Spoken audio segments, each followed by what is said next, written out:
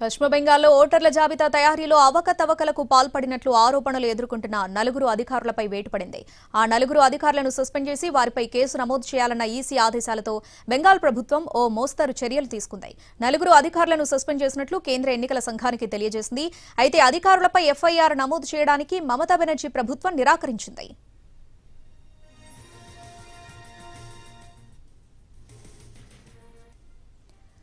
బారుపూర్ Purba మోయినా assembly నియోజకవర్గాల్లోని ఓటర్ల జాబితాలను తయారు చేయడంలో అవకతవకలకు పాల్పడిన అధికారులు ఇద్దరు ఎలక్టోరల్ రిజిస్ట్రేషన్ అధికారులు, మరో ఇద్దరు అసిస్టెంట్ ఎలక్టోరల్ రిజిస్ట్రేషన్ అధికారులు, ఒక డేటా ఎంట్రీ ఆపరేటర్ ఉన్నారు. నకిలీ పత్రాలను ఉపయోగించి 127 మందిని మోసపూరితంగా ఓటర్ల జాబితాలో చేర్చారు. నలుగురు అధికారులను సస్పెండ్ చేసి ఎఫ్ఐఆర్ నమోదు చేయాలని ఈ నెల 5న బెంగాల్ ప్రభుత్వాన్ని ఈసీ ఆదేశించింది.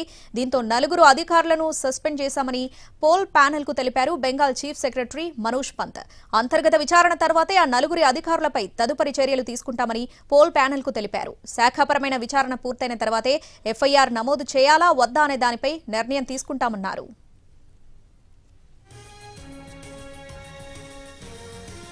అధికారులపై ఎఫ్ఐఆర్ నమోదు చేయకపోవడంతో ఈసీ మమతా బెనర్జీ సర్కార్ మధ్య వివాదం కొనసాగుతుంది. సీఎం మమతా బెనర్జీ కూడా అధికారులపై ఎలాంటి చర్యలు తీసుకునేది లేదని బహిరంగంగానే చెప్పారు. దీంతో మమతా తీరును తప్పుపడుతున్నారు బీజేపీ నేతలు. ఈసీ ఆదేశాలను పాక్షికంగా మాత్రమే టీఎంసీ సర్కార్ పాటించిందని, ఎఫ్ఐఆర్ నమోదు చేయకుండా నిర్లక్ష్య ధోరణి కనపరిచిందని ఆరోపించారు.